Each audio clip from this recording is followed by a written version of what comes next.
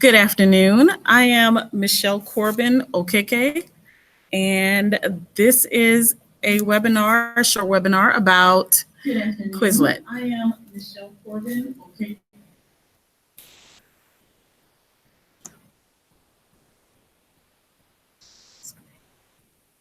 Alrighty. Well, first let me introduce myself and tell you a little bit about me. I am a teacher at North Garland High School, and I teach English 3 for on level, English 3 for ELL, and Reading 3 for ELL.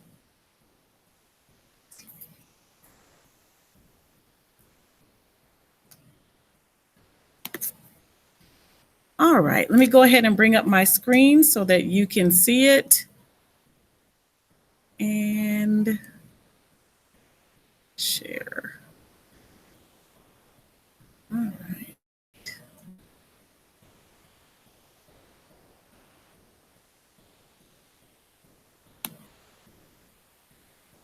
All right.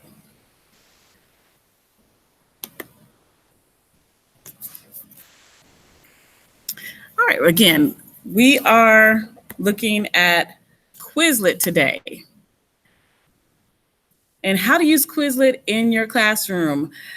Some of you may have used it a long while back. However, it is no longer simply flashcards. It offers quite a bit that you can do in your classroom that gives you great formative assessment for your students.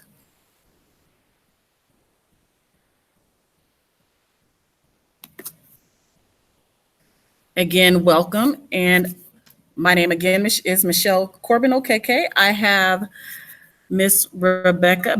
Rebecca Wartica, who is facilitating this with me. Thank you, Rebecca. I appreciate you, as well as Mr. Kevin Cooper. So if you have any questions, by all means, please let us know. All right. When I talk about Quizlet, I get excited.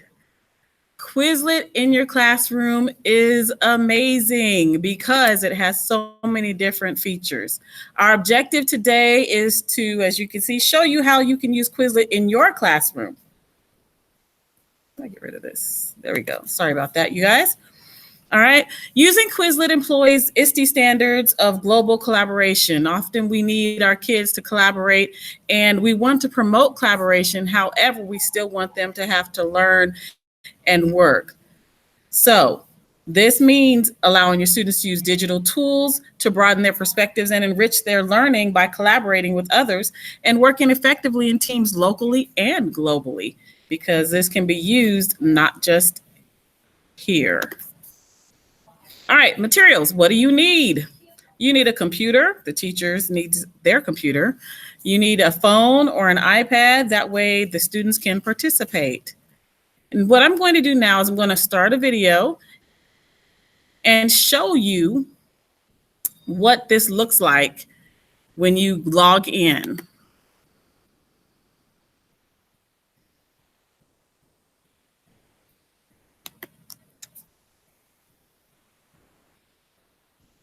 All right, on this screen, what you will see is me logging into Quizlet.com as the teacher. Okay, and if you look in the top right corner, you see it logs me in automatically. And as a teacher, you have a free account, or if you really are inspired, you can get a paid account. All right, you can search for different sets, as they're called. Okay, you can have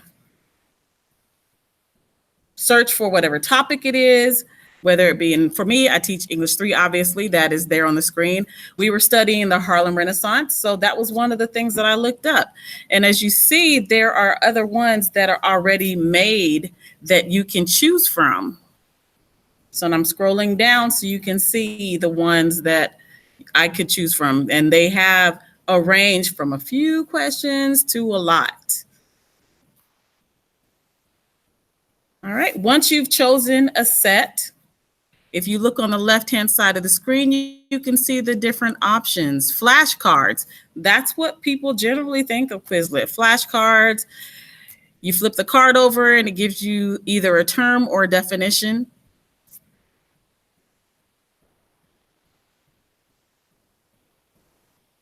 Okay, study this one. As you see, I chose the wrong answer. And it will tell you that's when you need to work on. And then if you choose the correct answer, yay, you did it right. So we're going to go back.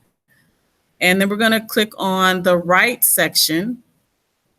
And this lets you have to write out the answers. So this is great for your students so they cannot just guess at it or be able to choose it. They have to know it.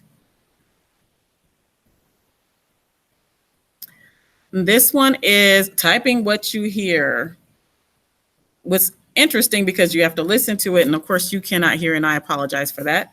But what you have to type what they say in that speaker. And as you see, I'm typing. Not too bad to be on the iPad either. All right, so that will take them through that. Yay, I got it right. All right, and we're going to go back and look at the next thing it has, which is the test. The test, I love the test because you can give your kids tests and you can give them each a different test if you would like. So you assign it. As you can see, you can choose written, matching, multiple choice, true or false. You can change the numbers. You can change what it shows. And again, you can have it where it's a different test for each student and it does grade it for you. And once it's done, you can actually see their scores in the report section.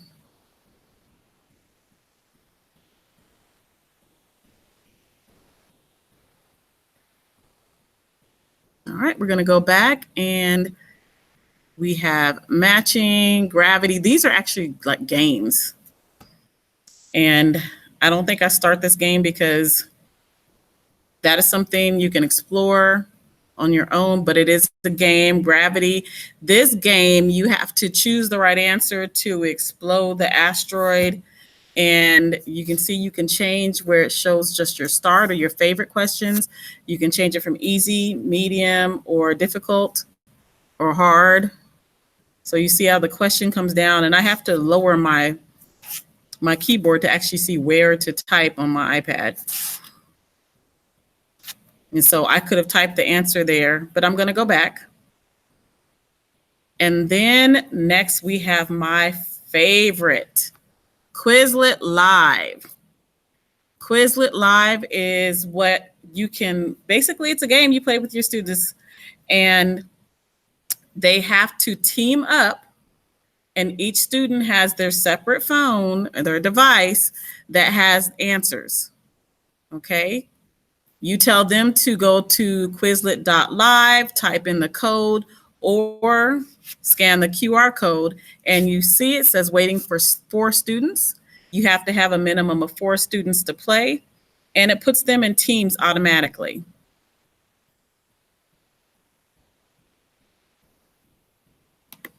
I'm going to pause really quick because I want to explain Quizlet Live just a little bit more so that you know this is where the collaboration really and truly comes in because each student has to work with their team in order for them to find the answer. So the system, the Quizlet will put them in teams automatically. If you have a paid account, then as a teacher, then you can choose the teams. But I generally don't. I like for it to be random so that way they end up with whomever. And so say there's 4 people on their team. Each person will have a set of answers and only one person will have the correct answer. So they have to talk to each other. They have to collaborate in order to see who has the correct answer. Once they answer the questions, whichever team gets to the end first wins. However, if they mess up, they go all the way back to the beginning. which makes it challenging. So they're learning and they get very competitive. All right, continuing on. We are back to the main screen. And as you can see, you have your study sets, you have folders and classes. So I've created classes and I have my reading class, my English class, and then we did a PD, professional development at my school, and that is where that set came from. All right.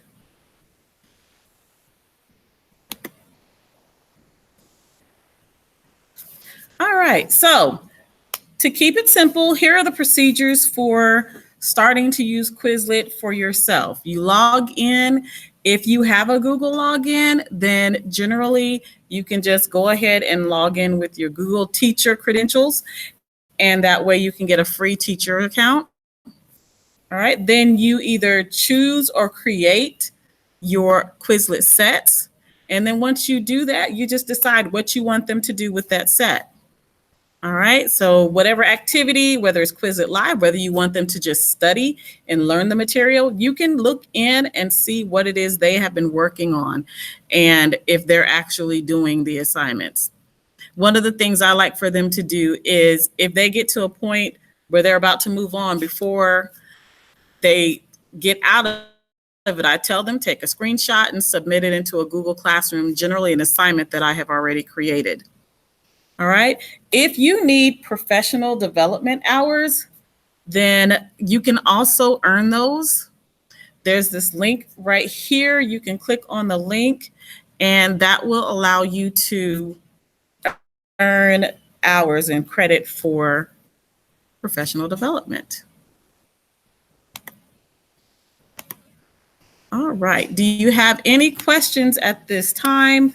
If you have any questions, I will take questions before we finish out.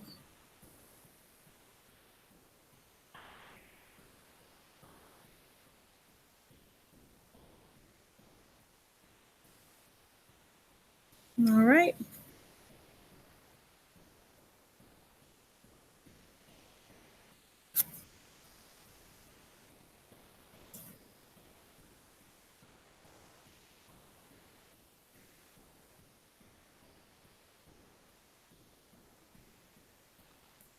All right. If there are no questions, then we will close out at this time.